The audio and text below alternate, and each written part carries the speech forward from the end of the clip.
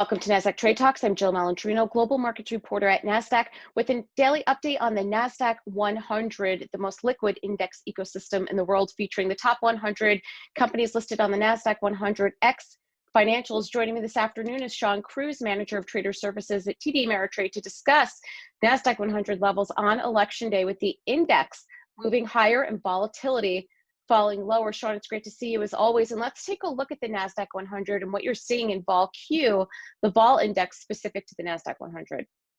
Yeah, so NASDAQ is rising generally with equities across the board, and we're actually seeing vol Q, which measures implied volatility across the NASDAQ 100, actually coming in a little bit. I would note that it is coming down. That 34 level actually seems like an interesting level to watch. I expect that to hold until we get a little bit more of an idea of what to expect coming out of the election. So if you do maybe get something the markets view as favorable, whatever that ends up being, then you could see that come back down below that 34 level. If it breaks below that, that to me would be a sign that the uncertainty is significantly coming in markets. There's not expected to be as much volatility, and that could actually potentially be the catalyst for probably significant upside in a lot of these tech names across the board. So definitely going to be something to watch over the next couple of days to see which way that breaks. Are you seeing a drop with Nasdaq 100 options volatility as well? We are, and so that to me, I think is what's going to be telling us it's sort of rolled over here a little bit. It was rising over the past week or so, as you would expect, with just this general pullback in equities across the board. But it looks like it's starting to turn over and roll over and wants to move a little bit lower. I think once we get through this evening and get into later on in the week, even the potential for some sort of certainty out of what is going to come out of the election could be the catalyst to that. I would actually compare it, Jill, to when you look at what happened when we came out of a lot of those FANG names reported last week. Even though some of those names were actually moving lower, I think just getting some more up-to-date information from those FANG companies allowed the implied volatility in those names to still come in a little bit. I think we're going to get a similar response here coming out of the elections, as long as we don't get something indicating there's going to be a very major contested result, or some other split up in the results that, between a lot of the congressional races and the presidential race, that maybe markets view as driving a little bit more uncertainty or cloudiness in the outlook.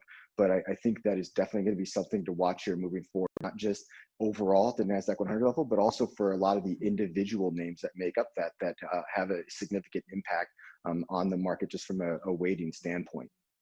That's a great point that you make. You can almost feel it in trading today, if that makes any sense. There's almost like a collective sigh of relief. Okay, we finally got to election day. We have one piece of the puzzle out of the way. Once today is done, even if we do have to face a contested election, or if there's any legal battles that go on here, at least there's one event that's out of the way. And it almost feels like that's what the market is suggesting in a way. What's interesting is you noted that the PHLX KBW banking index is one of the best performing indexes this afternoon, which is interesting because you would think banks would be more in a holding pattern until a defined winner emerges, since they are super sensitive to regulatory changes. They are, and I think it's regulatory changes, and I also think a lot of the implications for tax policy could also impact the banks here.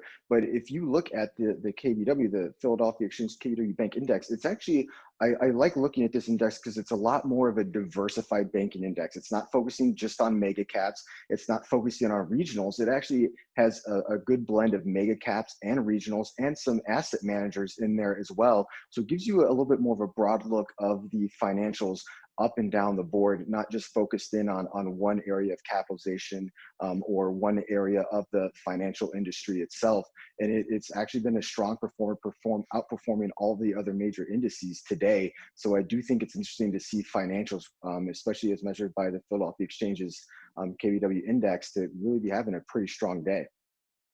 All right, Shawn, appreciate the insight as always. Thanks for joining us on Trade Talks, and thanks for joining me. I'm Jill Malandrino, global markets reporter at Nasdaq.